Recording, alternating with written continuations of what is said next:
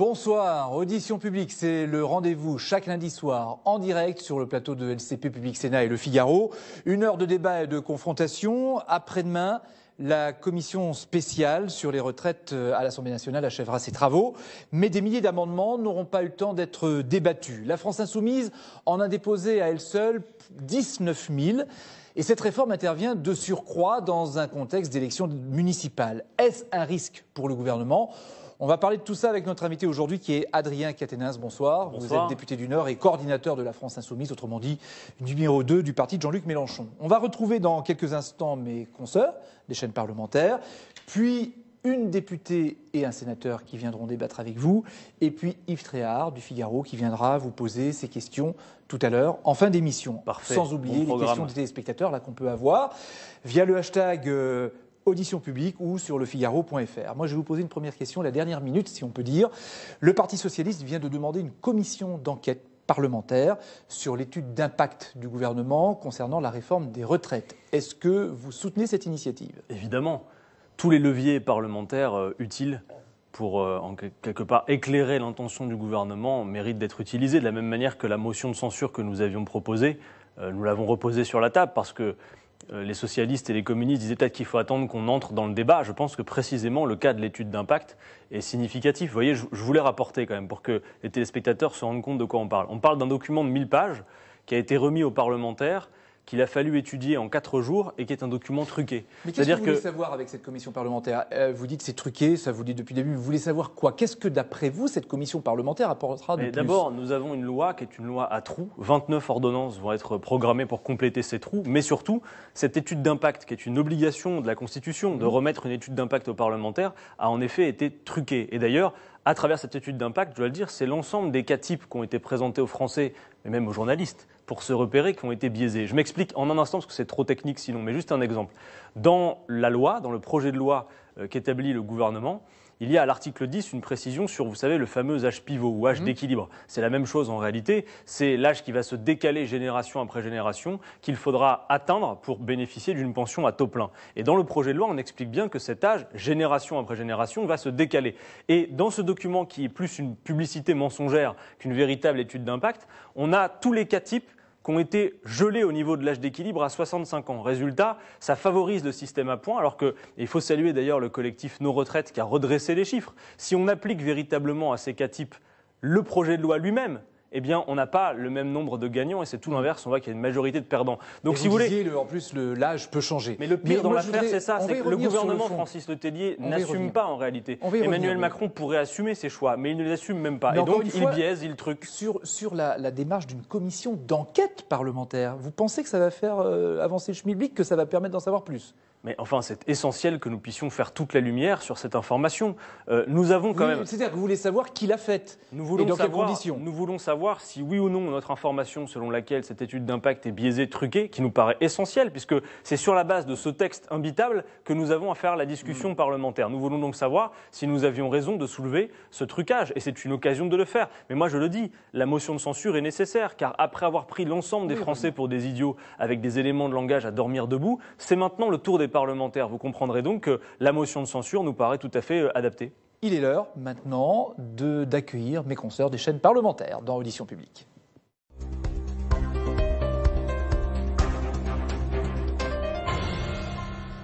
De Public Sénat, bonsoir. Bonsoir, Brigitte Boucher de LCP, bonsoir. Et vous commencez, Brigitte. Bonsoir, Adrien Quatennens.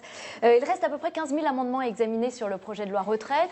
En commission, le texte ne sera vraisemblablement pas adopté. Et du coup, c'est la version initiale du projet de loi qui reviendra dans l'hémicycle à partir du 17 février. Est-ce que finalement, vous n'êtes pas un peu pris à votre propre piège ? Non, pas du tout. Le problème, c'est que le gouvernement est non seulement obstiné, mais veut travailler vite en plus ça, sur un sujet aussi essentiel. C'est le gouvernement qui impose des délais extrêmement contraints. Nous, on a regardé, pour qu'on puisse étudier l'ensemble du texte et les amendements que nous avons déposés, au rythme auquel nous allons, et donc on le savait depuis le début de la commission, il faudra aller jusqu'au mois d'avril. Moi, j'y suis disposé. Parce mais que le gouvernement... Non, mais attendez, l'obstruction et le blocage est le fait du gouvernement. Nous faisons la grève du zèle parlementaire. Si on peut juste s'arrêter un instant sur ce cas, nous sommes en présence d'un projet de loi qui, premier argument, et il est important parce que c'est un argument d'autorité qui est souvent utilisé par les députés de La République En Marche, ce projet de loi est en contradiction avec le projet présidentiel. Je veux le dire parce que c'est l'argument qui revient. Quand on n'a plus d'arguments sur le fond, chez Emmanuel Macron, on dit « oui, mais nous avons été élus sur un projet ». Très bien, ressortons-le, le projet d'Emmanuel Macron. Le projet d'Emmanuel Macron sur les retraites était clair. Dans le programme présidentiel, c'est écrit « nous ne toucherons ni à l'âge de départ, ni au niveau des pensions ». Attendez, je termine. Ce projet de loi... C'est le texte original qui va revenir. Il ne touche pas à l'âge légal de départ en retraite. Alors, attendez. Et il ne touche pas aux pensions, à l'instant là-dessus. puisque les pensions sont préservées. Emmanuel Macron ne parlait pas de l'âge légal de départ. Il disait nous ne toucherons pas à l'âge de départ ni au niveau des pensions. Je m'arrête un instant, c'est important. Le projet de loi fait les deux. Quand on nous dit qu'il n'y aura pas de baisse des pensions, c'est un mensonge. Pourquoi ? Si on compare le système actuel, et moi je ne suis pas défenseur du statu quo, on en parlera après, moi je considère que dans le système actuel, qui a subi beaucoup de coups de canif, les gens partent déjà trop tard et trop pauvres. Mais si on compare le système actuel et le système que M. Macron veut mettre en place, au même âge, il faudra travailler plus longtemps dans le système de M. Macron pour atteindre le même niveau de pension. Un enfant de 5 ans comprend que s'il faut travailler plus longtemps, c'est bien qu'au même âge, le niveau des pensions a baissé. On va revenir sur le fond, rassurez-vous. En commission, Laurent Pietraszewski, qui est le secrétaire d'État aux retraites, lui ne rentre pas dans votre jeu. Il y a une sorte de dialogue de sourds finalement entre vous. Dialogue, il faut le dire vite. Est-ce que du coup, tout cela n'est pas un échec ? Soyons clairs et faisons aussi l'économie de nos prises de parole aux uns aux autres autour de ce plateau ce soir. Notre intention n'est évidemment pas de coopérer avec le gouvernement. Habituellement, vous savez, la France Insoumise... Le fait que le secrétaire d'État aux retraites ne vous réponde pas, non, ça vous va attendez, bien. Le fait que... Non, parce que quand les parlementaires posent des questions et des questions précises, nous aimerions avoir des réponses. Par exemple, c'est toujours un flou artistique pour savoir précisément en quoi va consister une carrière complète quand on calcule avec des points. Brigitte, c'est ça, mais c'est un attendez, échec, vous n'avez pas je de m'arrête réponse. sur un point. Je veux dire, on ne pouvait pas attendre autre chose de l'opposition parlementaire que nous représentons, Francis Letellier. Au-delà du fait que ce projet soit en contradiction avec les engagements d'Emmanuel Macron, je viens d'en faire la démonstration, c'est un projet de loi qui est contesté par une majorité de Français. Je rappelle qu'après plus de 60 jours de grève, si on fait le mouvement historique le plus ample du point de vue de sa durée de toute l'histoire de la Ve République, vous avez une majorité de Français, si on en croit les enquêtes d'opinion, qui sont opposés à ce projet de réforme. Donc nous sommes dans notre bon droit en disant, mais attendez, tout ça ne va pas se passer comme une lettre à la poste à l'Assemblée nationale, ça ne va pas être une promenade de santé pour le gouvernement, alors qu'on a des parlementaires pris pour des idiots et des Français à qui on a raconté l'universalité et tout le reste, et le Conseil d'État, qui n'est pas composé, ça se sait quand même, que d'insoumis, il y en a même d'ailleurs à mon avis pas beaucoup, eh bien en réalité a validé l'ensemble des arguments de l'opposition. Donc le bon port pour ce projet de loi, c'est la poubelle. Il va falloir faire des réponses un peu plus courtes si on veut que mes consoeurs puissent poser leurs questions avant de partir à la retraite. On va parler effectivement des retraites. Est-ce que votre stratégie, elle n'a pas eu un effet contre-productif? Cet effet, cela a été de ressouder la majorité, une majorité qui aurait pu être tirée, et finalement, là, ils sont tous ensemble contre vous. Vous rigolez, je veux dire, c'est passé relativement sous les radars médiatiques, mais la planche est plutôt savonneuse pour La République En Marche en ce début 2020. Ce sont les parlementaires LREM, la retraite en moins, qui assument d'ailleurs assez peu leur projet de réforme, je dois le dire. Parce que moi, on m'a dit l'autre jour, mais si vous étiez la majorité et qu'on vous avait collé 19 000 amendements dans la figure, mais moi je dis, si je croyais au projet de loi que j'avais à défendre comme majorité, mais 19 000 amendements de l'opposition, c'est 19 000 occasions pour les députés de La République En Marche de défendre avec ardeur leur projet de loi. Ils ne le font pas. Il y a beaucoup d'amendements identiques. Non, attendez. Des amendements identiques, sauf que si vous regardez la défense de nos amendements, à chaque fois que nous défendons un amendement, nous y mettons du fond. Même quand, je l'admets, nous supprimons alinéa par alinéa jusqu'à des titres. Parce que voyez-vous, nous avons un contre-projet qui est précis, qui est chiffré, qui est financé, et donc en quelque sorte, nous voulons le débat de fond. Et que fait La République En Marche? Ils mettent leur pouce dans leurs mains et ils attendent que ça se passe. Ils sont très peu nombreux à prendre la parole, dans l'espoir simplement qu'on respecte le calendrier du gouvernement. Mais moi, je ne suis pas là pour respecter le calendrier du gouvernement. Qui a pris la parole de La République En Marche, notamment Brigitte Bourguignon, la présidente de la Commission des Affaires sociales, qui s'en est pris aux députés de la France Insoumise. Elle vous a attaqué en disant qu'elle était harcelée sur les réseaux sociaux, notamment par vos militants.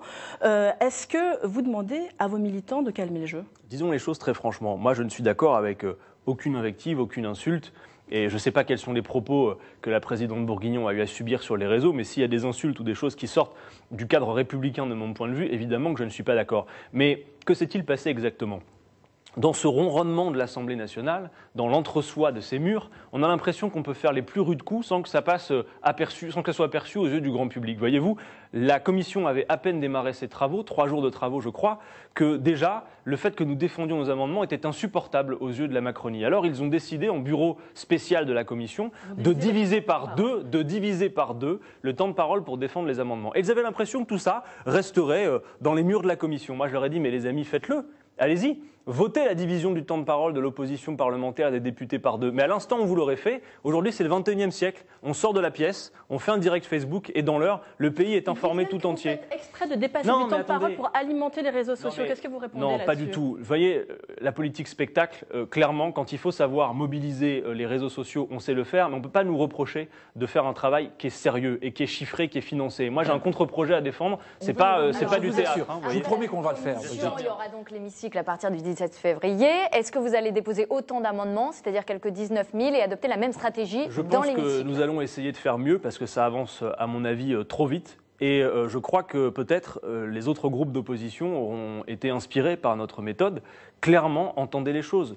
Ça veut dire quoi? Attendez, qu'il y aura plus d'amendements de votre part mais nous, peut-être qu'on essaiera de faire un peu mieux qu'on a déjà fait. Mais je mieux, crois ça veut dire surtout plus d'amendements. Bien évidemment. Ah, d'accord. Mais je crois surtout que d'autres groupes d'opposition sont tout à fait tentés. Enfin, vous pensez à qui quand vous dites ça? Mais je pense que d'autres groupes, peut-être même pourquoi pas la droite républicaine. Vous savez, je m'arrête un appel que vous leur lancez. Non, mais je m'arrête un instant là-dessus. Je vais même vous dire quelque chose. Et c'est une fois n'est pas coutume dans la bouche d'un insoumis. Mais je vais vous dire quelque chose.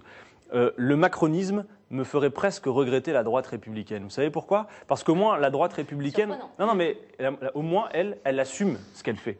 C'est-à-dire que la droite républicaine, je suis en radical désaccord avec elle, mais elle dit qu'elle défend une mesure d'âge et que la variable d'ajustement doit être l'âge de départ. Emmanuel Macron fait exactement. Emmanuel Macron fait exactement la même chose qu'eux, sauf que lui il biaise, il cache et en réalité il truque tout ça avec l'universalité qui n'en est pas une. Vous voyez? Donc moi je préfère quand effectivement les convictions s'assument et qu'on ne dit pas une chose pour en faire une autre.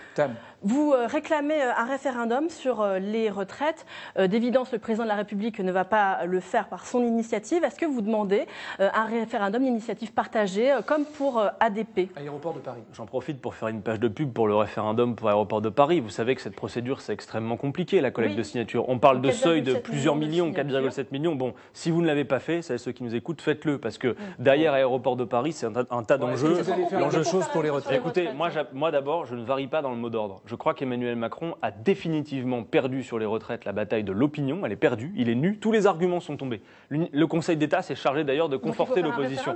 Mais pour moi, le plus raisonnable, l'issue la plus raisonnable, et presque, j'ai envie de dire, une flèche qui manque à l'arc d'Emmanuel Macron, c'est l'humilité. Le président pourrait arriver devant les Français et dire « bon, ok, j'ai compris, et je retire ». Et je ne suis même pas sûr que ça lui soit défavorable. Mais là, il s'obstine, en quelque sorte. Et je crois que... Mais on pourrait tout à fait faire un référendum. D'ailleurs, moi, Non, mais comment? Est-ce qu'en faisant comme Aéroport de Paris, en essayant d'avoir 4,7 millions de signatures, ou c'est quoi? Ou vous demandez simplement au président de la République de... Mais le président de la République s'honorerait de le faire. Ça nous permettrait de créer une véritable campagne où les uns les autres, nous échangerions nos arguments. Mais 4,7 millions que vous étamez, vous n'y croyez pas? Mais écoutez, vous voyez bien, dans la même chose voyez bien que c'est extrêmement compliqué. Moi, je veux bien, et on s'y donne beaucoup de mal. Et les militants, mais c'est extrêmement compliqué, et tout le monde comprend pourquoi. Et moi, j'appelle, du coup, et je profite de l'occasion que vous me tendez ce soir pour relancer un appel. C'est une procédure inédite, mais aussi à tous les Français qu'ils aillent signer pour ADP, parce que derrière ça, il y a quelques précédents quand même. Et au président de la République, je lui dis, écoutez, l'issue raisonnable, c'est le retrait, qu'on puisse rediscuter véritablement. Parce que moi, l'autre matin, retrait au référendum. S'il fait un référendum, il faut le faire retirer. Moi, je souhaite, d'abord, le premier mot d'ordre, c'est le retrait. Et si Emmanuel Macron n'entend pas le retirer, effectivement, que l'on s'en remette à la sagesse du peuple français. Dans cet ordre-là. Exactement. Et puis surtout, on est quand même au Parlement. Il y a Marc Fesneau, qui est le ministre des Relations avec le Parlement, qui dit il n'y aura pas le 49.3. On n'utilisera pas ce vote bloqué pour faire passer la réforme. Déjà, est-ce que vous le croyez? Et ensuite, est-ce que c'est pas un peu l'échec de votre stratégie? Finalement, vous auriez bien aimé, vous, les pousser au gouvernement à faire un 49.3, non? Non, vous nous aurez mal compris là-dessus. Le 49.3, moi, j'ai l'occasion de le dire avec mes amis de la France Insoumise, et Jean-Luc Mélenchon l'avait dit avant moi, c'est une sorte de LBD parlementaire. C'est-à-dire qu'on a la répression qui s'exprime dans la rue, et le 49.3, ça serait finalement le coup de LBD à l'intérieur du Parlement. Vous savez, il y a déjà beaucoup de modifications du règlement qui ont permis en quelque sorte de resserrer la vis. Là, vraisemblablement, on va être en temps programmé, c'est un temps qui est contraint pour examiner le texte. Donc vous savez, il y a quand même déjà beaucoup de dispositions qui permettent de resserrer l'étau sur les parlementaires. En fait, l'action de la République en marche provoque cet effet que de plus en plus, et c'est malheureux pour notre démocratie, je le crois, l'Assemblée nationale devient en fait une sorte d'imprimante directement branchée sur l'ordinateur central qu'est l'Élysée. Voilà. Eh bien, moi, je pense que c'est autre chose qui devrait honorer notre démocratie, surtout dans un moment de tumulte comme celui-ci. Observer la décorrélation qu'il y a entre l'ambiance dans le pays, où on voit toutes sortes de professions, même celles qu'on ne voit pas souvent dans la lutte, comme les avocats, se mobiliser, et une assemblée où finalement tout devrait ronronner, en quelque sorte. Vous avez vu que samedi, dans la nuit de vendredi à samedi, il y a eu un amendement du gouvernement pour que les avocats, avec leur régime autonome, aient 20 ans éventuellement pour rejoindre le régime universel. Vous voyez bien toutes les gouvernement. Vous voyez bien toutes les génuflexions auxquelles le gouvernement est prêt sur la question de l'universalité. Preuve, s'il en fallait une, que l'universalité dans cette affaire, Francis Letellier, était qu'un alibi. Non, mais qui les peut avocats, croire ils ont gagné une partie de Oui, la mais manche, attendez, là, non, ils n'ont pas l'air d'être hyper satisfaits parce qu'ils sont quand même toujours très mobilisés. Vous les soutenez, vous, les Non, avocats? mais évidemment, comme je soutiens toutes celles et ceux qui se battent pour l'intérêt général dans le pays, qui doit nécessairement emmener ce projet de loi à la poubelle. Ça a le mérite d'être clair. Tam. A priori, Adrien Quatennens, la réforme, elle va passer quand même. Est-ce que vous ne croyez pas qu'avec toute votre Vous le stratégie... dites tellement que vous avez l'air de le désirer, faites attention. Je n'ai absolument pas dit ça. Est-ce que vous ne croyez pas qu'avec votre stratégie, tout de même, vous découragez les personnes qui sont dans la rue? Est-ce que vous ne les trompez pas sur la marchandise? La réforme, elle va passer. Vous savez, cet argument-là, pardon pour vous, mais je l'ai beaucoup entendu en commission par les députés de La République En Marche eux-mêmes. Mais pas ici, la donc réalité, c'est bien que la réalité, c'est que je ne crois pas que les parlementaires de La République En Marche peuvent se prévaloir en cet instant de recevoir beaucoup de mails et de courriers de soutien, mais nous, voyez-vous, oui. Nous sommes extrêmement soutenus dans cette stratégie qui est tant décriée. Mais il y a une majorité. Il y a une majorité dans le pays contre le projet de réforme. Oui, mais alors, donc, filons un peu ce raisonnement qui me paraît, moi, dangereux, en quelque sorte. Ça veut dire donc, Francis Letellier, que dans un pays où on a un projet de loi, je le répète, qui contredit les engagements présidentiels, qui est basé sur une étude d'impact truquée, et qui voit contre lui un mouvement social historique et une majorité de Français opposés, finalement, on pourrait presque mettre la clé sous la porte de l'Assemblée nationale et voter par avance. Mais il y a une majorité, c'est comme ça. Mais il y a une majorité, mais supporter que la démocratie, ça n'est pas vote une fois tous les 5 ans.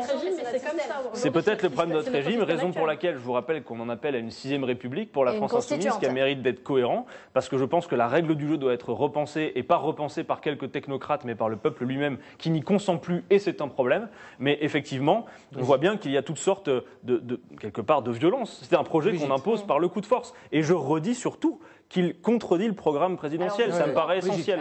Ce vote sur les retraites, il aura lieu sans doute quelques jours avant les élections municipales. Est-ce que vous souhaitez faire de ce scrutin un vote sanction? Bon, ne confondons pas tout. La première tâche des élections municipales, c'est de faire en sorte de favoriser l'implication du grand nombre et l'implication des citoyens. Et dans un contexte d'abstention et de défiance envers la politique, c'est un défi considérable. La deuxième tâche, c'est de soustraire un maximum de communes partout où ce sera possible au macronisme. Mais bon, si on pouvait faire d'une pierre plusieurs coups, pourquoi pas? Il y a une tâche politique. Mais vous n'y croyez pas trop, vous dites qu'il y a deux choses. Il y a une tâche politique qui me paraît évidente, et je lance du coup un appel depuis votre antenne ce soir, c'est que je vois dans la presse de plus en plus de candidats de La République En Marche désirer qu'à l'occasion de ce scrutin, on ne se souvienne pas trop qu'ils sont de La République En Marche. J'ai vu notamment la candidate lilloise qui avait déclaré « Eh bien, je ne me sens pas trop macroniste ». Mon problème n'est pas de savoir si eux se sentent macronistes, mais que l'ensemble de la population française les sente macronistes. Et donc, il y a une tâche immédiate. Nous avons d'ailleurs lancé une campagne d'affichage qui est une traduction offerte par la France Insoumise. À l'occasion de ces élections municipales, les candidats LREM portent bien leur sigle « C'est la retraite en moins », oui. Dernière question sur les retraites de table. Laurent Berger, pour la CFDT, continue de participer à la conférence de financement. Il a averti le gouvernement, il a mis en garde le gouvernement contre toute tentative de plantage de la réforme. Est-ce que Laurent Berger, ça ne serait pas votre nouvel allié ? Je serais ravi en tout cas d'avoir une discussion avec Laurent Berger pour la raison que cette conférence de financement me paraît être une hypocrisie absolue. Je m'explique, la conférence de financement n'a strictement rien à voir avec le projet de loi que nous discutons à l'Assemblée. Puisque le projet de loi que nous discutons, c'est la mise en place du système de retraite par points, qui est doté d'un âge d'équilibre. L'âge pivot, il n'a jamais disparu, même provisoirement, du projet de loi. Par contre, la petite astuce d'Edouard Philippe, ça a été de dire, pour ceux qui ne seront pas concernés par la retraite à points, donc la génération d'avant, il y aura un âge pivot qu'ensuite il a provisoirement retiré. Et c'est uniquement cet objet-là qui est le cadre de la conférence de financement. Mais le projet de loi, lui, finalement, les syndicats n'ont quasiment rien à en dire dans la conférence de financement. Donc je dis à Laurent Berger, si on parle du projet de loi, vous ne pouvez pas être d'accord. Puisque vous n'êtes pas d'accord avec l'âge pivot à 64 ans pour ceux qui sont nés avant 75, vous ne pouvez pas soutenir finalement ce qui reste de ce projet de loi, c'est-à-dire une vaste mesure d'âge qui va faire travailler les Français toujours plus longtemps. Ça n'est pas juste. Adrien Quatennens, on va s'arrêter là pour les retraites. On va y revenir avec les parlementaires qui vont venir. Mais mes consoeurs ont d'autres questions liées à l'actualité, notamment ce congé pour deuil. d'enfants, Brigitte? Oui, parce que demain, la majorité va faire des propositions après le couac du congé en cas de décès d'un enfant. Pour vous, il faut aller jusqu'où? On sait que ça avait bloqué sur le décalage de 5 à 12 jours en fait, du congé en cas de décès d'un enfant. Bon, s'ils veulent réparer leur erreur, il faut qu'ils aillent bien au-delà et il faut qu'ils mettent plus de jours encore. Vous savez, Qu'est-ce que vous préconisez, vous? Écoutez, moi, si on peut aller même à 15 jours, pourquoi pas? En tout cas, une chose est sûre, et Édouard Philippe l'a reconnu devant l'Assemblée nationale, on sait très bien que face au deuil d'un enfant, il n'y a aucun nombre de jours qui permet d'assurer une réparation. Mais vous dites 15 jours, ça pourrait être... Ce que je dis en tout cas, c'est que je vous demande de ne pas trop créditer la thèse d'une erreur temporaire de la majorité, parce qu'une erreur, on l'a fait une fois, pas deux. Et la disposition avait déjà été faite en commission. C'est-à-dire que suite à ce qui s'est passé dans l'hémicycle, oula, c'est une erreur momentanée, mais avant l'hémicycle, le texte avait été discuté en commission et dans les mêmes termes, ça avait été repoussé. Donc, si vous voulez, ça montre plutôt l'effet de système qu'il y a au sein de La République En Marche. Ce suivisme ambiant, mais ça ne correspond pas à une erreur, non, pas du tout. De Tam concernant le handicap, cette oui, fois. Puisque demain, le gouvernement va faire des annonces en matière de handicap avec une priorité sur un sujet, l'insertion par le travail. Est-ce que pour vous, c'est une bonne démarche? Est-ce que c'est la bonne priorité? La question du handicap, elle est extrêmement vaste. On en traite à l'Assemblée nationale en commission des affaires sociales. D'abord, rien que sur l'allocation adulte handicapé. J'ai bien observé qu'elle a été revalorisée, mais pour nous, il faudrait la porter au niveau du SMIC. Et surtout, on avait soutenu avec la France Insoumise la proposition de la parlementaire communiste Marie-Georges Buffet, qui était de ne plus prendre en compte les revenus du conjoint dans le calcul, parce qu'avec la prise en compte des revenus du conjoint, il y a un certain nombre, 70 000 personnes, je crois, qui se sont vues sucrer l'allocation purement et simplement. Sur l'accessibilité aussi, il y a beaucoup à faire. Sur le travail. Sur la question de l'emploi. Par le travail, la priorité est Oui, là-dessus. alors moi je suis d'accord. Il faut effectivement favoriser l'insertion professionnelle, mais on ne peut pas se contenter de le dire. Il faut se doter de quelques armes pour ça, législatives. Demain, justement. Oui, parce que voyez-vous, quand il s'agit effectivement de favoriser le sort du grand nombre, on a l'impression qu'on n'a que des vœux pieux. Quelle est la situation de l'emploi d'un instant en France? C'est une situation qui est extrêmement précaire. On a 87% des contrats qui sont signés qui sont des contrats courts, 83% des contrats de moins d'un mois et un tiers des contrats de moins d'un jour. Mais vous parlez de sanctions, mais de l'incitation législative. Moi, je crois à l'État et à la règle. Et quand effectivement on voit que le marché seul, et on le voit depuis longtemps, et pas besoin d'avoir fait de grandes écoles pour le comprendre, eh bien, ne corrige pas certaines inégalités. Ouais, c'est de la loi au droit réel. Il y a un vrai souci en matière de handicap. Évidemment, il faut la loi et il faut s'assurer de son application. Vous avez raison. Pour l'instant, en tout cas, j'attends les propositions. Une autre question. À part des déclarations d'intention, on n'a rien eu de trop précis. C'est un sujet sensible. Brigitte, concernant la fin de vie. Oui, le gouvernement vient de donner son feu vert à la délivrance d'un sédatif profond utilisable à la maison pour la fin de vie. Vous aviez fait une proposition de loi à l'Assemblée pour défendre l'euthanasie. Est-ce que vous saluez déjà un premier pas, une avancée dans ce domaine? Tout ce qui peut permettre de soulager la vie des gens est le bienvenu. C'est un sujet d'abord qui est extrêmement complexe. Il est aussi passionnant parce qu'à bien des égards, plus qu'une controverse politique, il y a un débat philosophique. Moi, je regrette par exemple que la fin de vie n'ait pas pu être abordée dans les débats passionnants que nous avons eus à l'Assemblée sur la bioéthique. Nous l'avions souhaité. Et effectivement, le groupe de la France Insoumise avait déposé une proposition de loi sur la fin de vie parce que, voyez-vous, beaucoup de nos concitoyens, un nombre significatif, font parfois un parcours du combattant dans des conditions désastreuses pour aller à l'étranger, mourir dans la dignité. Je pense qu'il faut qu'on puisse réfléchir et aller, effectivement, Francis Letellier, vers cette liberté ultime qui permet de disposer de soi, jusqu'au bout et de décider, effectivement, comme nous l'avions dit, du moment auquel on peut éteindre la lumière. Dernière question de Tam, cette fois, ça concerne le bac. Et oui, puisque les nouvelles épreuves de contrôle continu sur ce nouveau bac prennent leur fin. Il y a eu des tensions dans les établissements pendant toutes ces épreuves, mais est-ce que, sur le principe, vous êtes d'accord avec le contrôle continu? Non, pour une raison, je considère que ça participe du délitement en cours de l'égalité républicaine. Le bac doit rester une épreuve unique. Effectivement, avec cette instauration du contrôle continu dans des proportions considérables et du fait que chaque lycée a ses propres dispositions pour pouvoir l'accomplir, on a en quelque sorte un bac à géométrie variable qui contrevient à l'idée qu'on peut se faire de l'égalité républicaine. Et je profite juste de l'occasion pour vous dire qu'il est absolument intolérable que des lycéens, dans des conditions désastreuses, se soient retrouvés en garde à vue. Et que je comprends l'émotion suscitée par ceux qui les soutiennent et par les parents d'élèves.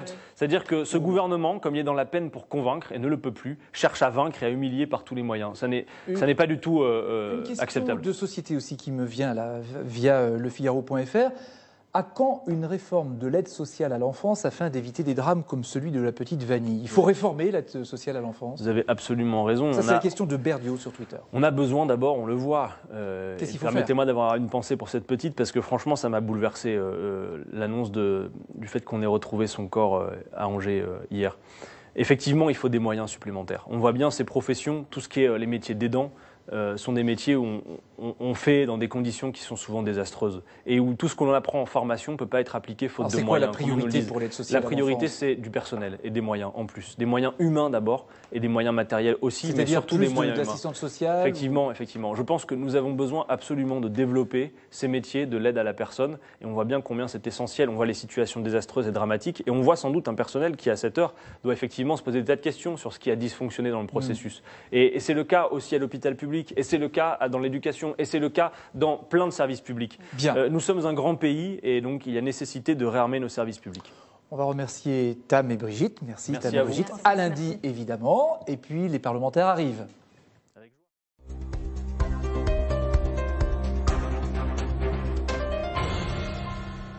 Fabre, vous êtes député La République En Marche de Gironde et vous êtes chargé de défendre le projet de loi sur les retraites au nom de La République En Marche. Et Philippe Dominati, bonsoir. Vous êtes sénateur Les Républicains de Paris.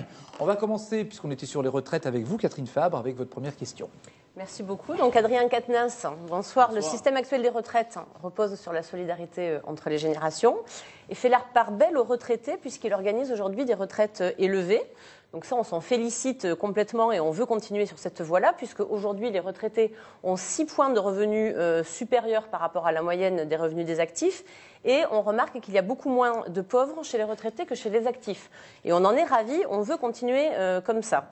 Mais les retraites actuelles sont tout de même injustes pour beaucoup, qui cotisent, mais qui n'ont pas les retraites qui correspondent à ces cotisations. Ça va être le jeune qui travaille pour se payer ses études. Ça va être l'assistante maternelle qui a des contrats de 15 heures par semaine.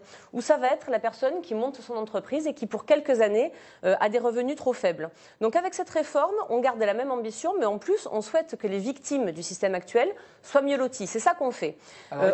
Alors la question, comment pouvez-vous être contre une réforme qui prévoit une augmentation de 30% des retraites pour les 25% des Français les plus modestes, qui prévoit une retraite minimum à 1 000 € pour tous ceux qui travaillent dur tout au long de leur vie, comme les agriculteurs, les artisans, les commerçants, les personnes en temps partiel subi, et qui garde un très haut niveau de retraite, de façon générale, pour l'ensemble des Français. Adrien Quatennens, qui a pris en note tout ce que vous avez énuméré. On ne va peut-être pas répondre point par point parce qu'on sera encore là demain, mais au moins sur l'essentiel. En tout cas, remercier Catherine Fabre de sa présence. On se suit en commission spéciale des retraites depuis tout à l'heure. Elle a l'avantage, il faut quand même le saluer, de faire partie de ces rares députés de La République En Marche qui prennent la parole sur le sujet. Si tous vos collègues étaient aussi bavards que vous, je pense que ça faciliterait aussi nos échanges et nos débats. Bon, un bon point. En tout cas, merci. Pas de répondre aux questions. En tout cas, merci d'être là et de permettre le débat. Bon, première chose qui va faire point d'accord entre nous, vous dites que le système actuel n'est pas complètement satisfaisant et quelque part, vous utilisez cet effet de contraste entre le système actuel et celui que vous voulez mettre en place. Peine perdue pour me convaincre, puisque je crois comme vous que le système actuel n'est pas suffisant. Peut-être pas pour les mêmes raisons. Moi, je considère, je l'ai dit tout à l'heure, que les gens partent déjà trop tard et trop pauvres dans le système actuel qui a subi beaucoup de coups de canif. Mais rappelez quand même que le système actuel a permis les résultats que vous avez salués et que je salue avec vous, c'est-à-dire notamment s'agissant du taux de pauvreté des seniors, qui est effectivement plus faible en France que chez la plupart de nos voisins européens, dont souvent certains membres du gouvernement nous disent qu'il faut les prendre en modèle. En l'occurrence, c'est la France qui devrait être un modèle sur cet aspect-là. Mais ça a fonctionné pourquoi, Catherine Fabre? Parce que jusqu'à présent, à mesure que la part des seniors dans la population française augmentait, on peut le vérifier, à peu près proportionnellement la part des richesses consacrées aux retraites. Et là, j'insiste bien parce que ce point a été contesté à plusieurs reprises, mais Jean-Paul Delevoye a eu l'occasion de dire à plusieurs reprises que désormais, le niveau actuel de richesse consacrée aux retraites, 14%, serait un plafond. Et il a cité ce terme de plafond. Il l'a dit. En tout cas, l'intention réelle du gouvernement n'est pas... D'ailleurs, je vois que dans votre plaidoyer pour la réforme, vous n'utilisez plus le terme d'universalité. On comprend pourquoi, parce que l'argument est tombé. Vous ne parlez plus non plus du slogan de 1 € cotisé donnera lieu au même droit. En tout cas, vous ne l'avez pas dit dans votre petite page de publicité. Excusez-moi, vous avez 30, moi j'en ai une. Mais en tous les cas, une chose est sûre. S'agissant notamment des 30%, vous allez améliorer, etc. Si vos calculs sont basés sur des âges d'équilibre gelés comme dans l'étude d'impact, je pense que les Français n'y apporteront aucun crédit. Alors, je vais résumer d'un trait pour conclure la différence entre nos deux visions. Vous avez un objectif, de mon point de vue, vous ne partagerez pas, qui est un objectif plutôt budgétaire, austéritaire, arbitraire, dont la variable d'ajustement va être la vie des gens, par le décalage de cet âge d'équilibre. Et vous reconnaissez d'ailleurs que génération après génération, il faut travailler toujours plus longtemps, en quelque sorte. C'est ce que nous dit Édouard Philippe. Il dit progressivement toujours plus longtemps. Nous, voyez-vous, c'est l'inverse. On veut répondre aux 2 questions, Catherine Fabre, que les Français se posent s'agissant des retraites et auxquelles votre gouvernement est incapable de répondre. La première, c'est à quel âge je peux partir ? Et la seconde, c'est avec quel niveau de retraite. À la première, vous répondez 64 ans, c'est-à-dire au-delà de l'espérance de vie en bonne santé, et toujours plus tard ensuite. Et la deuxième, vous êtes infoutu d'y répondre parce qu'en réalité, le niveau de vie, le niveau des pensions va être votre variable d'ajustement. Donc, en quelque sorte, c'est l'inverse que nous voulons faire. Catherine Fabre, est-ce que vous admettez que si l'espérance de vie en bonne santé est de 63 ans dans ce pays, se fixer un objectif, j'ai compris que vous ne le partagiez pas, celui que nous avons dans le contre-projet, de la retraite à 60 ans, avec aucun niveau de pension inférieur au SMIC pour une carrière complète et personne sous le seuil de pauvreté, est un objectif désirable. Parce que si oui, je peux vous rassurer sur son financement, nous n'avons besoin pour faire cela que de 2 points de PIB en plus sur les retraites. Avant d'élargir le débat avec Philippe Dominati, vous vouliez poser une question sur le contre-projet, justement. Je voudrais réagir. Rapidement, et puis sur le contre-projet, peut-être. Premièrement, sur cette histoire d'études d'impact truquées, alors ça, c'est le gros élément de langage de la France insoumise. C'est truqué, l'étude d'impact est truquée, c'est truqué, c'est truqué. Mais prouvez l'inverse. Je vais vous prouver l'inverse. Convainquez-moi. Cette histoire d'âge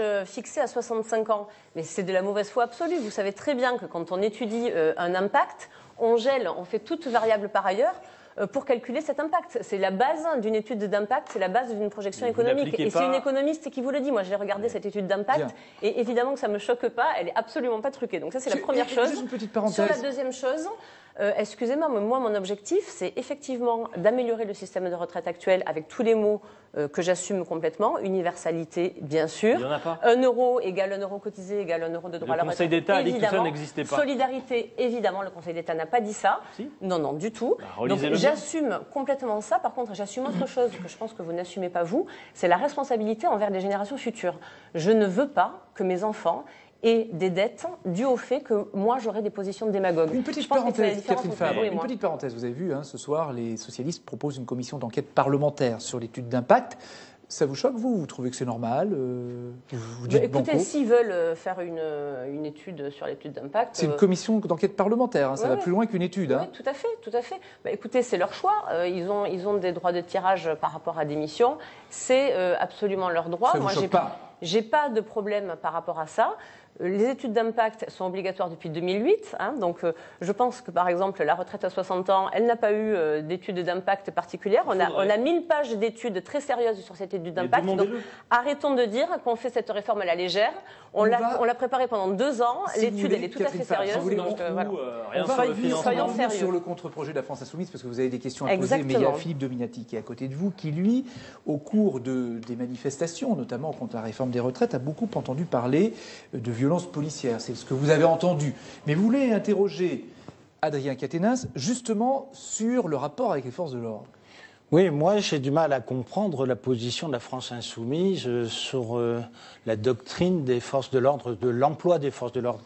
Tout à l'heure, sur le sujet des retraites, vous avez parlé de LBDO parlementaire. Donc en réalité, vous avez le sentiment de critiquer, de fustiger rapidement, très souvent, l'emploi de la police républicaine. Vous parlez de l'État républicain, mais en réalité, à plusieurs occasions, vous ne perdrez jamais une occasion de fustiger l'emploi de cette police. Deuxièmement, on ne comprend pas le projet. Vous dites qu'il n'y a pas assez de moyens. Donc vous êtes pour un budget plus important, plus équilibré.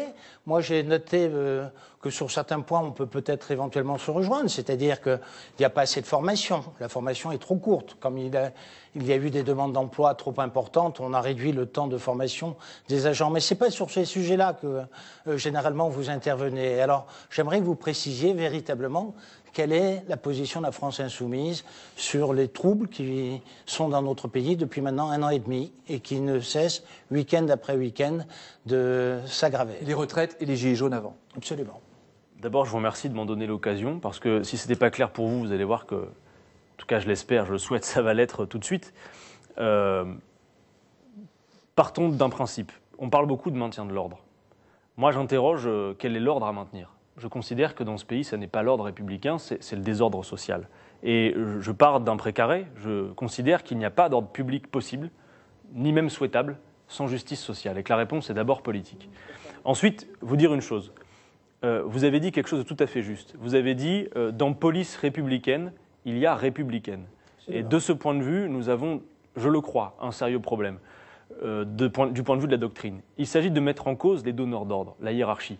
On le voit bien, s'il s'agit de maintenir l'ordre, depuis quelques mois, même depuis plus d'un an, on a l'impression souvent que les donneurs d'ordre et les responsables politiques, en quelque sorte, maintiennent, sinon parfois même encouragent un désordre organisé. Quand nous avons des policiers, et je ne dis pas qu'ils soient tous de ce cas-là, ni responsables, qui tirent à bout portant sur des manifestants, je pense qu'en républicain, vous comme moi, on peut s'en émouvoir. Moi, vous savez, je crois au pacifisme dans les mobilisations, pour une raison qui est très claire, et je veux le redire, c'est d'abord que je considère que la condition d'un rapport de force favorable, c'est le nombre. Et la condition du nombre, c'est que les gens puissent manifester en toute sécurité. Moi, idéalement, vous voyez, je voudrais des manifestations où les gens pourraient venir avec les poussettes et les gamins par le bras. Donc je suis pour la non-violence en toute hypothèse. Par contre, dire une chose, effectivement, nous avons un problème avec la doctrine de maintien de l'ordre. Je préfère que nous en appelions aux gardiens de la paix et que nous revoyions la manière de faire.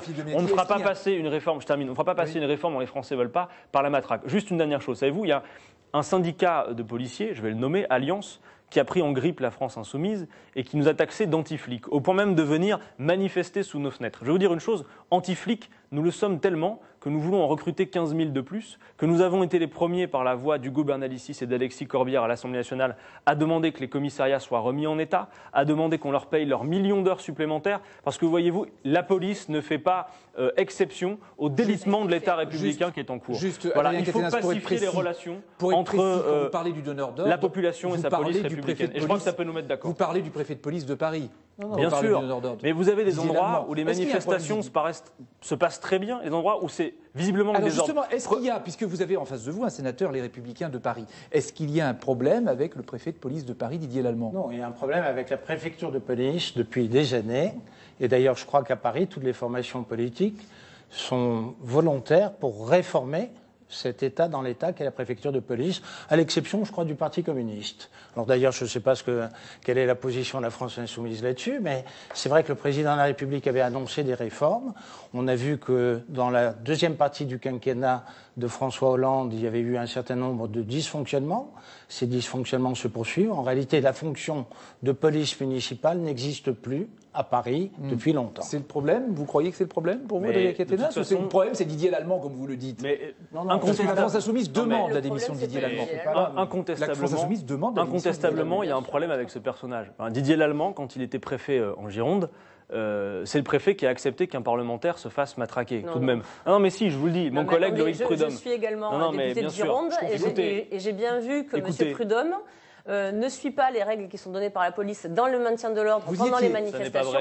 J'ai vu, moi, effectivement, vous étiez témoin de la scène. J'ai pas été témoin de cette scène-là, mais j'ai été témoin d'autres scènes où les policiers étaient sans arrêt, provoqués, on leur lançait des projectiles en verre, etc. Alors, ce que j'ai vu, moi, c'est une sommation à se dissoudre que n'a pas suivi M. Prudhomme. Et j'ai vu effectivement une petite goutte de sang sur son oreille. Après, je pense qu'il n'est pas respecté les règles de maintien de l'ordre public. Pas votre émotion qu'un parlementaire soit frappé par un policier. Qu'un parlementaire soit dans une manifestation non déclarée et qu'il ne respecte pas les mots d'ordre donnés par la police républicaine, effectivement, ça me choque beaucoup. Écoutez, moi en tout cas, ce qu'il y a de sûr, c'est que je ne supporte pas l'idée que partout ce soit le désordre. S'agissant par exemple de ce gilet jaune manuel, qui était descendu à Paris pour l'anniversaire des Gilets jaunes. Moi, je l'ai eu au téléphone, il m'explique, on a eu le sentiment d'être amené dans un guet-apens. Lui, il a cet avantage-là, il est convaincu justement du pacifisme, vous ne pouvez pas lui faire le procès en violence. Et il dit, ce jour-là, on a bien vu que ça dysfonctionnait, il a pris un tir tendu en plein visage, et aujourd'hui, cet homme, comme 25 autres, il a perdu l'usage de son œil. Et bizarrement, la République En Marche n'a jamais eu aucun mot. Parce que moi, je suis clair, attendez, Catherine Fabre, moi, je suis clair sur la condamnation. Quand il y a eu, par exemple, des incendies au domicile du président de l'Assemblée nationale, nous, on est toujours là pour condamner. C'est bizarre parce que vos militants, effectivement, sont toujours ceux qui nous empêchent de faire des réunions publiques, etc. Vous n'êtes jamais là pour vous émouvoir du fait que des gens aient perdu des mains et perdu des yeux. On n'a jamais vu un parlementaire de la République En Marche. Évidemment que c'est extrêmement triste, évidemment que je m'en émeus. Vous voulez maintenant aller sur le contre-projet de la France insoumise sur les réformes. Ce contre-projet, parce que vous avez, au cours des débats, brandi à maintes reprises ce contre-projet comme la solution ultime. Vous dites que vous l'avez remis au Premier ministre. Donc voilà le contre-projet, donc 30 pages. Dans ces 30 pages, voilà, vous l'avez en couleur. Ah oui, c'est mis en couleur. Donc 15 pages de procès anti-Macron et 15 pages de programme. Voilà, 15 pages de programme pour un futur système de retraite. Donc soyons sérieux quand même, 15 pages de programme. Écoutez, 15 vos collaborateurs... 15 pages fiables, c'est mieux que 1000 pages truquées, non? Vos collaborateurs ont passé les 6 derniers mois à préparer 19 000 amendements qui n'ont aucune ambition de faire avancer le débat, vous l'avez dit vous-même. On a passé 7 jours à discuter de principes de politique générale. On n'a pas du tout été dans le détail de la loi pour la modifier. Donc c'est absolument pas constructif et c'est même très conservateur parce qu'en fait vous voulez que rien ne bouge. Et ça c'est ça qui m'étonne, c'est qu'en fait vous êtes très conservateur. La question. Donc la question, vous n'avez pas voté la loi anti-gaspillage qui visait notamment à lutter contre l'obsolescence programmée. Vous n'avez pas voté contre la loi sur la violence sexuelle et sexiste qui était censée protéger quand même les plus vulnérables. Donc même quand il y a des progrès, vous voulez les en empêcher. Donc moi ma question c'est, vous vous considérez finalement comme des empêcheurs d'amélioration, donc ça j'aimerais savoir. Et finalement je trouve que vous aussi... écoutez, vous nous avez quand même dit qu'on était des robots sans cœur. Oui. Donc terminez votre question. Je vous retourne l'argument. N'êtes-vous pas dans une espèce d'opposition robotisée qui ne mène à rien? Adrien Quatennens répondre. Bon, alors... Eh bien, c'est bien, il y a de la controverse ce soir. Bon, sur les violences sexuelles ou sur la loi anti-gaspillage. De la même manière que sur cette loi retraite, ne comptez pas sur nous pour donner un tampon qui signifierait un blanc-seing sur des réformes qui, de notre point de vue, sont uniquement des déclarations d'intention. Sur les violences faites aux femmes, inspirez-vous de l'Espagne, qui a mis un budget conséquent sur la table. Écoutez, les spécialistes du genre, les associations, disent que vos projets de loi sont en quelque sorte des rustines sur un pneu crevé. Vous êtes les champions pour ça. Emmanuel Macron se figure qu'il suffit de parler sur une scène avec un fond de scène vert pour être sacré écologiste et champion de la Terre. Vous êtes les champions de la communication, ça on ne peut pas vous le retirer. Par contre, quand il s'agit d'être conséquent, pour donner le plus à ceux qui ont déjà beaucoup, avec zéro d'efficacité économique, sinon que les plus pauvres s'appauvrissent et les plus riches s'enrichissent, mais parlons-en de l'emploi en France. Parlons-en de l'emploi en France. Parce que Catherine Fabre vous dit qu'il n'y a que 13 pages dans votre projet. Oui, mais attendez, alors d'abord il y a 40 pages au total, un décryptage. Non, tout est financé. Et comment? Alors, je vous réponds, Catherine Fabre. D'abord, avant de parler calculatrice et fichier Excel, parlons avec le cœur un instant. C'est vous qui avez le monopole. Alors attendez, je vais vous répondre à votre question de calculatrice sur comment on finance, et il n'y a aucun problème. Mais avant, peut-on avoir juste une once de réflexion philosophique? Oui, je pense que j'en ai autant que vous, je vous remercie. Alors, petite question qui mériterait un débat très long, on n'aura pas le temps. À quoi bon travailler plus longtemps que le temps nécessaire à la production de ce dont nous avons besoin? Ce serait intéressant d'avoir un débat là-dessus de fond, voyez-vous. Tout à fait. Quand on sait que l'espérance de vie en bonne santé recule, elle est de 63 ans. Quand on sait que l'espérance de vie tout court stagne, mais quand bien même ça ne serait pas fiable de votre point de vue, Catherine Fabre, si vous arrivez, vous, à anticiper les conséquences de tout ce qu'on mange, vous et moi, de la pollution, sur l'espérance de vie dans les prochaines années, franchement, bon courage. En tout cas, moi, je dis une chose. Contrairement à vous, je réponds méthodiquement aux 2 questions, les seules que se posent les Français. À quel âge partir? Avec quel niveau de pension? Alors, vous répondez comment? Pour moi, compte tenu, mais c'est le sens de l'histoire. Vous vous prétendez progressiste. Le progrès, compte tenu des gains de productivité, compte tenu de la richesse produite dans ce pays qui n'a jamais été aussi mal répartie. Le progrès, ça n'est pas inéluctablement de travailler toujours plus longtemps, ce qui en plus a pour conséquence majeure d'aggraver le chômage. Pour nous, c'est 60 ans, c'est aucune pension inférieure au SMIC pour une carrière complète, et c'est personne sous le seuil de pauvreté en dessous duquel on ne vit pas. Je réponds maintenant à la question, la seule finalement, qui intéresse Catherine Fabre. Pas du tout. Comment on finance? Commençons par là. Alors du coup, Catherine Fabre, avant que je réponde à comment on finance, est-ce que c'est désirable a priori ce que je propose? Alors attendez. Alors moi déjà. Après, je réponds à comment on finance. Est-ce que c'est désirable? En soi, pour moi, le travail c'est pas le mal absolu. Donc ça c'est la première chose. Moi non plus. Ensuite, est-ce que c'est désirable? Mais vous reconnaissez qu'il est souvent pénible. Évidemment, il est parfois pénible, c'est vrai, et même parfois il est pénible, mais aimé quand même. Donc est-ce que dans l'histoire avec un grand H, le recul du temps de travail n'est pas un progrès? Dans l'histoire avec un grand H, c'est très intéressant de pouvoir bénéficier de l'espérance de vie pour pouvoir avoir effectivement un supplément de temps où on va pouvoir faire ses choix. Pas en mauvaise santé, Catherine Fabre. Non, pas en mauvaise santé. Il faut progresser sur la pénibilité de manière préventive et il faut progresser sur la reconversion. C'est un mot parce que sinon on va me dire que je n'ai pas répondu. Donc je termine sur comment on finance. Aujourd'hui, nous consacrons 14% de la richesse nationale aux retraites. D'accord ? Et je disais qu'à mesure que la part des seniors a progressé, on en a consacré toujours plus proportionnellement, ça se vérifie. Pour financer les propositions que je viens de faire, dont a priori on peut s'accorder sur le fait qu'elles puissent être désirables, il faut simplement 2 points de PIB de plus consacrés aux retraites d'ici à 2040. Franchement, rassurez-vous, ça n'est pas la révolution. Attendez, ça n'est pas la révolution. Et surtout dire une chose, compte tenu de la part des richesses qui est passée des poches du travail aux poches du capital ces dernières années, je veux dire, en France, 7 personnes possèdent autant que 30% de la population. Donc la question du partage des richesses est fondamentale. Votre système par points est le meilleur outil pour faire quoi? Pour ne pas assumer qu'il faut partager la richesse produite. Voilà. Philippe Dominati. Donc, monsieur Katnas, Oui, mais Philippe Dominati, Mais il pas est aussi du sur tout, le plateau, c'est il a envie de très parler. En il tout vous a cas, posé. je pense que Catherine tout le monde aura Fabre, compris, en tout en cas, effet. merci Philippe d'être Domi- venu défendre votre position Quand face à même, moi. Philippe Dominati. Voilà. aussi. Ils ne sont pas nombreux à le faire. Alors, bien sûr il que a si. redit, hein, Philippe Dominati. Mais c'est faux. Vous vouliez vous parler de la suite de la grève dans les transports, parce que c'est ce qui a marqué Absolument. ce conflit des retraites. Les conflits périphériques au débat des retraites embêtent la vie quotidienne des Parisiens et des Franciliens.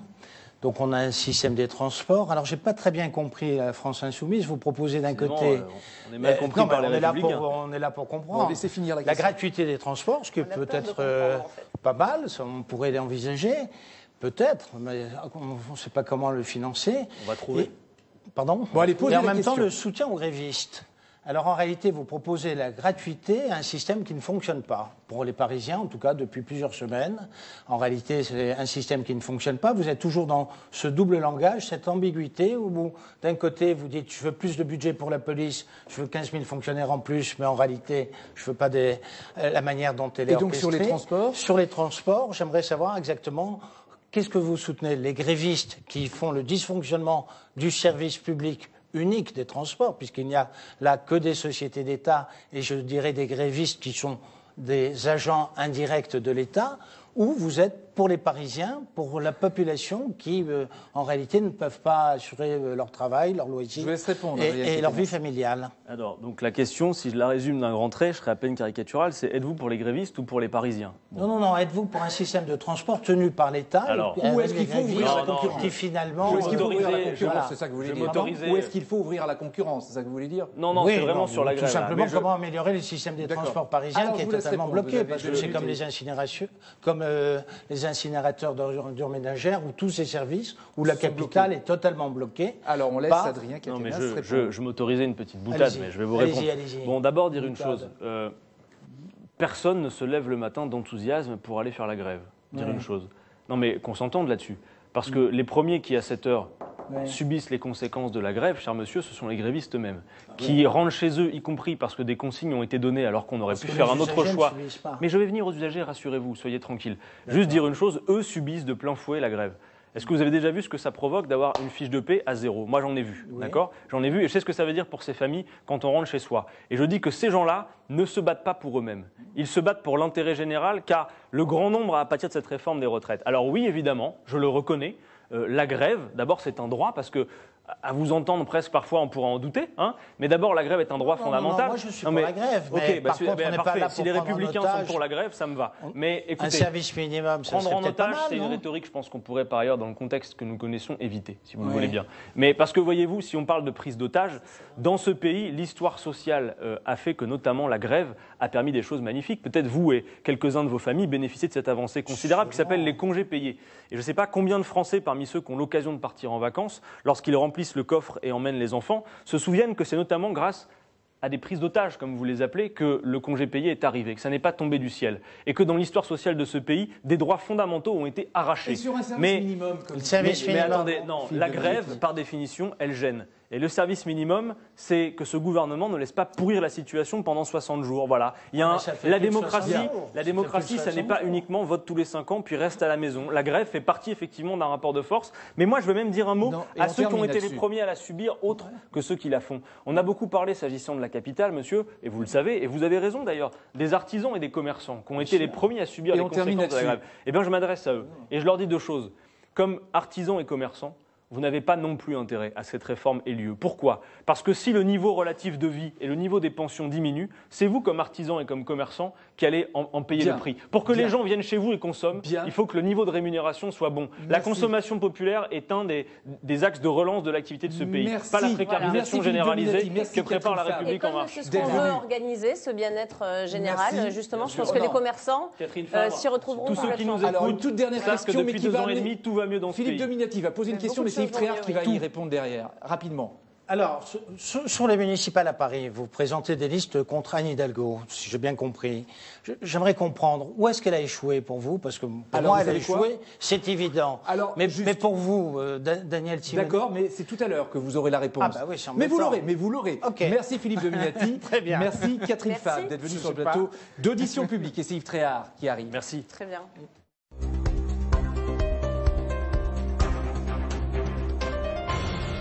Bonsoir Yves, éditeur Sophie Garon. On laisse répondre Adrien Quatennens rapidement. Est-ce que vous voulez la fin d'Anne Bonsoir, Hidalgo? Adrien Quatennens. Bonsoir Yves Tréhard. Est-ce que vous voulez la fin d'Anne Hidalgo? Non à mais Paris écoutez, nous présentons Ah, non, effectivement... Politique, bien entendu. Nous présentons une liste que je soutiens avec Daniel Simonet et Vicage Dorasso qui s'appelle Décidons Paris, dont l'objectif premier est de favoriser l'irruption citoyenne en quelque sorte sur la scène politique et de faire des Parisiennes, des Parisiens de véritables décideurs. Bon, notre interlocuteur qui était là à l'instant avec Madame Dati fait partie de ceux qui effectivement imposent les Jeux Olympiques sans qu'il y ait de débat citoyen, ont été jusqu'à la privatisation, Hidalgo, vous souhaitez- souhaitent la privatisation Alors, des services en gros, publics, vous voulez- des crématoriums, des transports. Vous voulez qu'on organise des référendums au niveau municipal, justement, à Paris, par Effectivement, exemple? nous soutenons avec Vicage Dorasso, Daniel Simonet, et Daniel Simonet qui mène cette liste, effectivement, l'instauration du référendum d'initiative citoyenne locale. Disons les choses très franchement. D'accord. C'est un moyen d'implication des Donc, citoyens qui imaginez sont un référendum, les mieux. Pour faire la liaison avec ce qui a été dit précédemment, imaginez un référendum sur le service minimum à Paris, dans les transports en commun. Mais si à votre avis, si les Parisiens le les souhaitaient, citoyens diraient quoi? Mais vous savez, moi, j'ai pas peur de la démocratie, j'ai pas peur du peuple, j'ai pas peur de la discussion,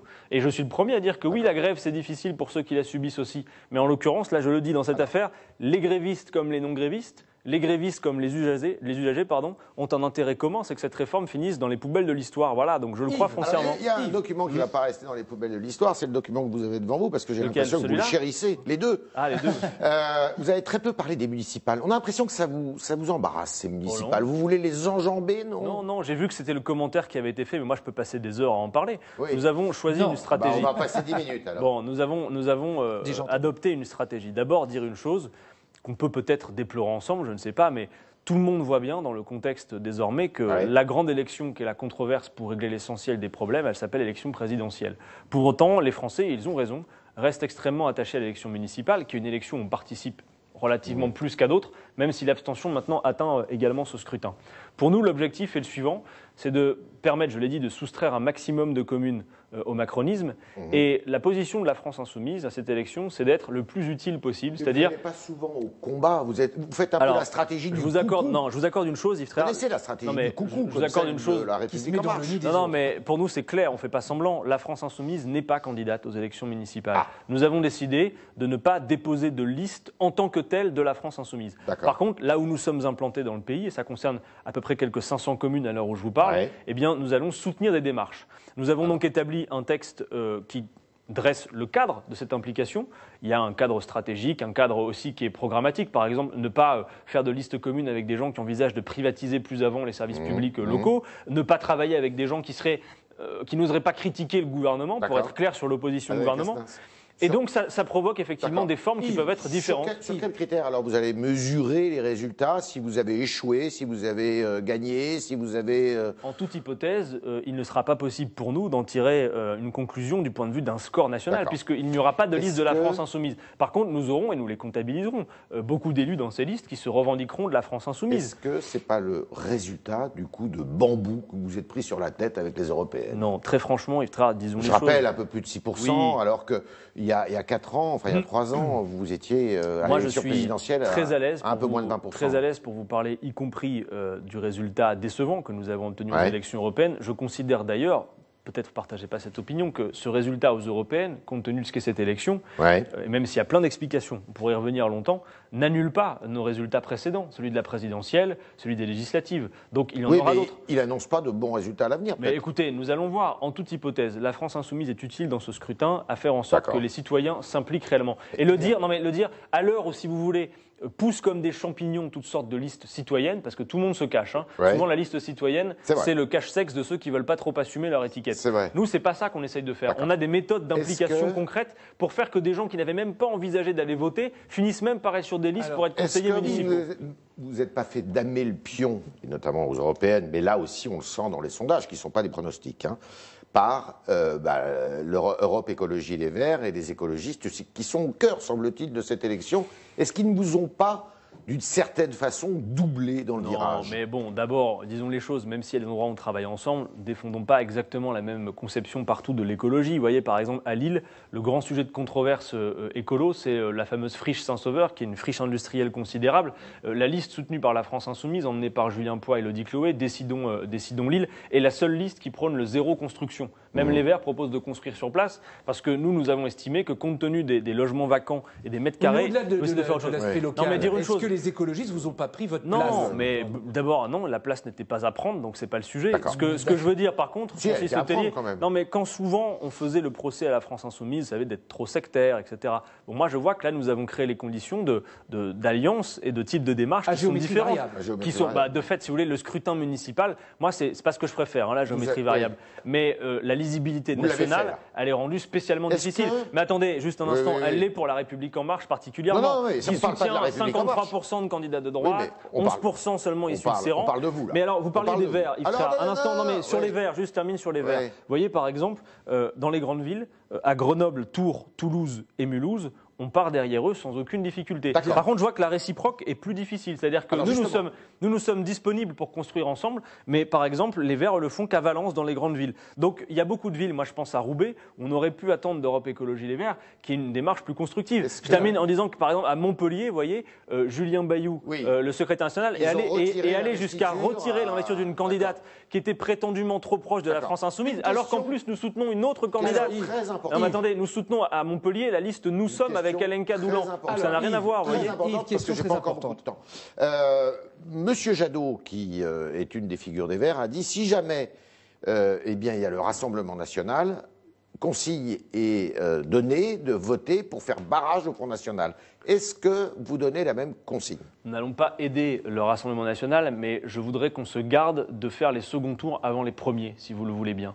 Parce que je connais trop bien cette ambiance. Que M. Mélenchon n'avait pas appelé à voter pour Emmanuel Macron contre Mme Le Pen. Pour une raison, c'est que souvenez-vous quand même que le soir de l'élection présidentielle, nous faisons en quelque sorte un sondage interne à la France Insoumise sur les intentions de nos électeurs sur le second tour. Ah, vous allez très vite, et nous trouvons... Non, on l'a pas eu en une nuit, le résultat. Et le résultat était le suivant, c'était 3 tiers. Un tiers qui nous dit je vais voter pour M. Macron pour éviter Mme Le Pen, un tiers qui nous dit j'irai voter blanc, un autre tiers qui dit moi j'irai pas, débrouillez-vous.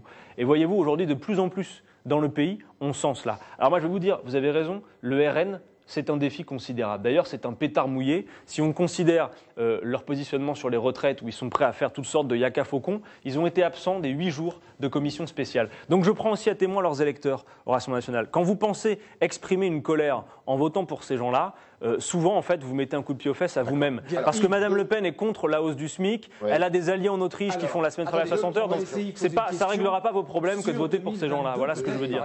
Deux petites questions sur 2022. Est-ce que vous aurez Jean-Luc Mélenchon comme candidat en 2022? Mais il appartient à Jean-Luc Mélenchon de vous répondre. Moi, je vous dis, c'est pas lui, c'est vous? Moi, je vous dis mon souhait, mais vous savez, c'est quoi? Non, mais si c'est pas lui, il y en a beaucoup d'autres qui pourraient y prétendre aujourd'hui. Moi, mon souhait à titre personnel, c'est que Jean-Luc Mélenchon y retourne. Alors ça, moyennant le fait que nous ayons bien travaillé le cadre et le logiciel de campagne, mais je crois vraiment que Jean-Luc Mélenchon, compte tenu du profil qu'il va falloir de républicain, qui soit capable de monter au créneau sur le régalien face à Emmanuel Macron, qui est bien en peine sur ces questions, je crois que Jean-Luc Mélenchon est de très loin le profil le mieux placé pour y arriver. Marine Le Pen, 2 ans et demi avant le scrutin, s'est manifesté. Est-ce que du coup, Jean-Luc Mélenchon ne doit pas se déclarer pour dire « je serai candidat à l'élection présidentielle » On a encore le temps de travailler. Madame Le Pen, elle fait sa campagne permanente, en quelque sorte, tant et si bien d'ailleurs qu'elle est absente dans des enjeux essentiels comme la question des retraites, où on ne la voit pas en commission spéciale à l'Assemblée.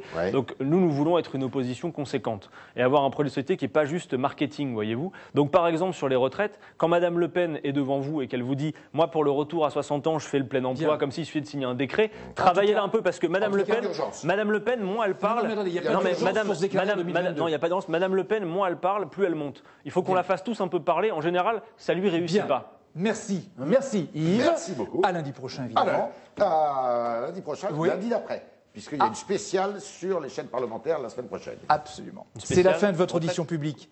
Adrien Caténins, merci d'avoir répondu à nos questions. Merci On à peut vous. Je retrouver retourne votre en intervention, je commission. sais, sur Figaro Live, sur les comptes Twitter de LCP Public Sénat. Et bonne soirée. Merci. Merci à vous.